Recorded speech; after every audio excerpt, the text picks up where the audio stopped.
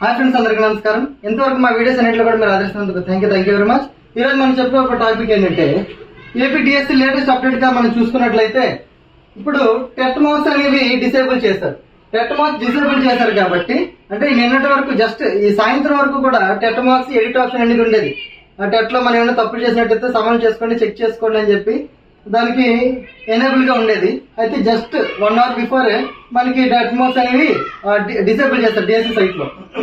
So merit list అనేది maximum 99% కూడా అయితే రేపు అవ్వచ్చు లేదా ట్యూస్డే మనకి మెరిట్ లిస్ట్ ఉంటుంది, సెలక్షన్ లిస్ట్ ఉంటుంది. ఈ రెండు లిస్టులు కూడా ఉంటాయి.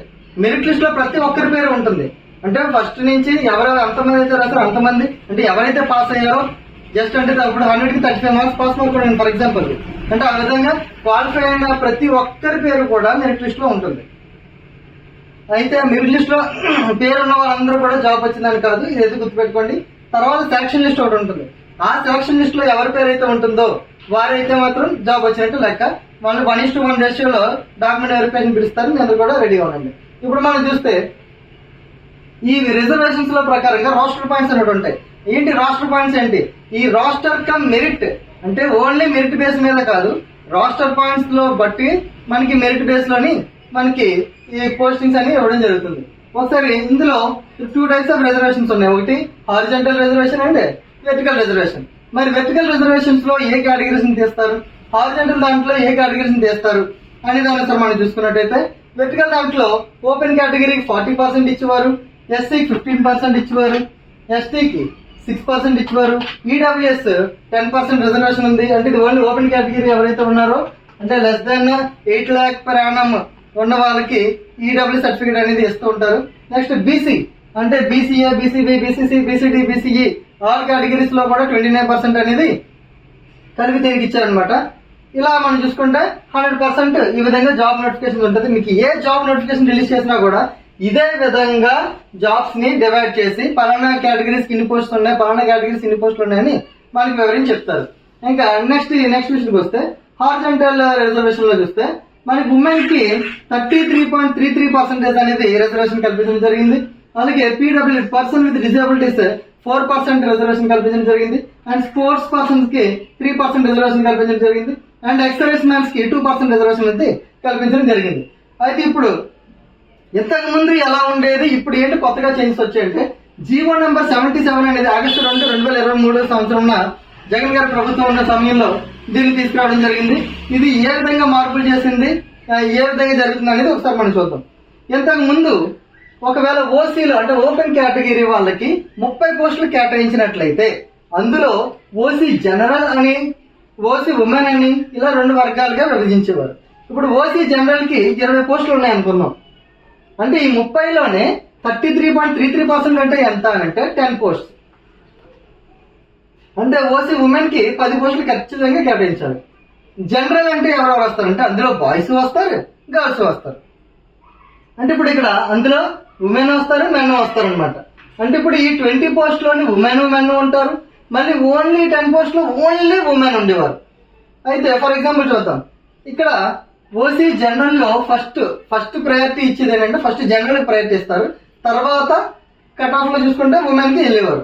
For example first top 20 ranks లో చూస్తే ఫస్ట్ మెన్ కి వచ్చింది, తర్వాత మెన్ కి వచ్చింది, తర్వాత ఫిమేల్ కి వచ్చింది, తర్వాత men female, female men, men female, men female, men female, female men, female men, female female ఈ విధంగా వచ్చాయి. మరి ఇప్పుడు ఒకసారి కౌంట్ చేసుకుంటే ఫిమేల్ ఎంత మందికి వచ్చిందో కౌంట్ చేద్దాం. 1 2 3 4 5 6 7 8 9 10 ఇక్కడ 10 మెంబర్స్ కి వచ్చింది. 10 మెంబర్స్ మేల్ కి వచ్చాయి, 10 మెంబర్స్ ఫిమేల్ కి వచ్చాయి.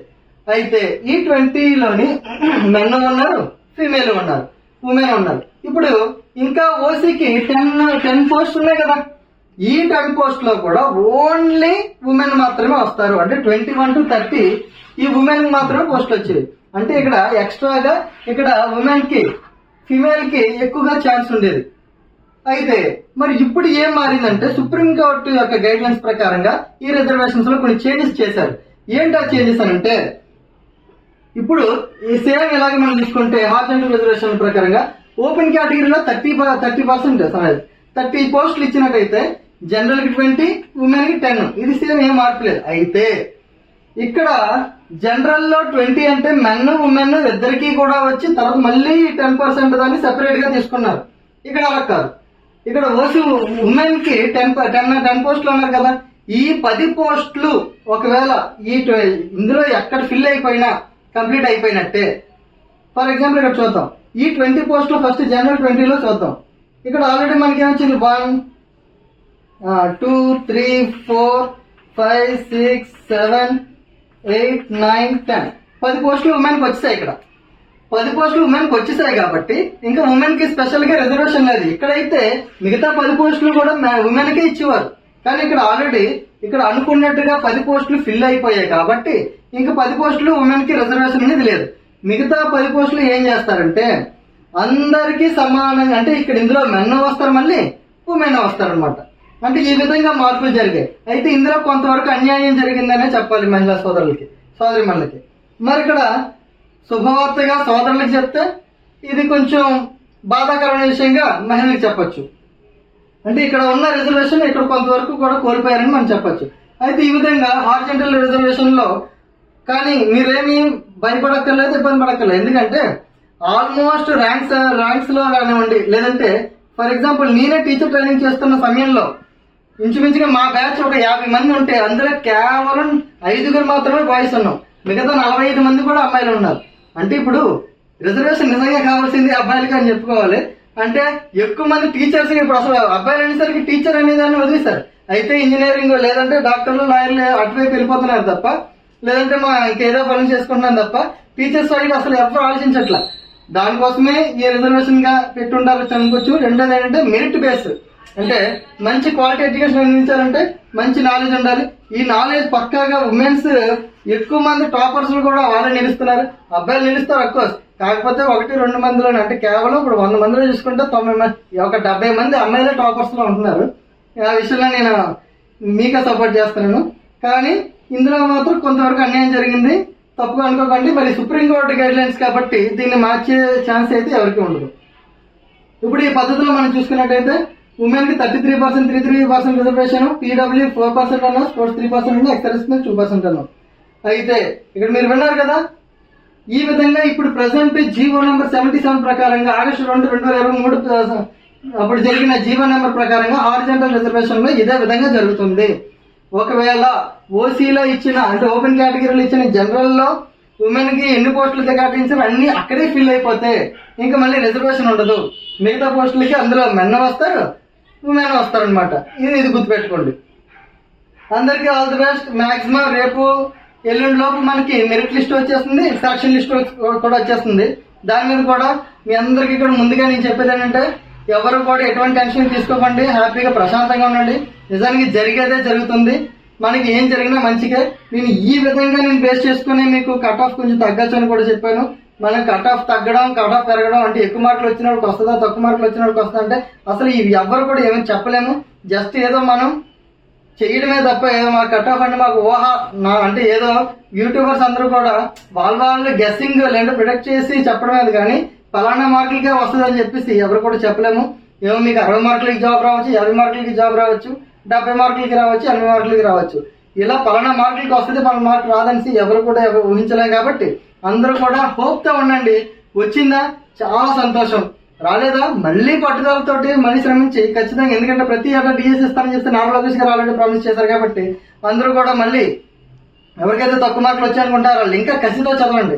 నేను మార్నింగే చూశాను, ఒక ఆయన పెట్టారు, అంటే విశాఖపట్నం ఒక క్యాండిడేట్ ఆయనకి 83 మార్క్స్ వచ్చాయి, ఎస్టీ క్యాండిడేట్. ఆయన 2012లో రాశారట, 14లో రాశారట, 18లో కూడా రాశారట. అలాగే మళ్ళీ రీసెంట్ గా అంటే అన్నిసార్లు రాసినప్పుడు ఆయనకి మార్క్స్ అసలు రాలేదు, క్వాలిఫై అంటే జాబ్ రాలేదు. అయితే 4th అటెంప్ట్ లో ఇప్పుడు 83 మార్క్స్ వచ్చాయి. నిజంగా అలాంటి వాళ్ళు మనం ఇన్స్పిరేషన్ గా తీసుకోవాలి. అంటే రానున్న కొద్ది, అంటే పదులు పెట్టే కొద్దీ పదులు పెరుగుతుంది అంటారు కదా, గాజు పగిలే కొద్దీ పదులు ఎక్కుతుంది అని చెప్పి రీసెంట్ గా డైలాగ్ కూడా ఉంది కదా పవన్ కళ్యాణ్ గారిది. అంటే ఆ విధంగా మనమే పదులు పెంచుకోవాలి, మన స్ట్రెంత్ మనమే డెవలప్ చేసుకోవాలి. అందరికి ఆల్ ద వెరీ బెస్ట్. అందరికి కూడా మంచి రిజల్ట్ చూస్తారని నమ్మకంతో ఇంతటితో ఈ వీడియో ముగిస్తున్నాను. అందరికీ జై హింద్.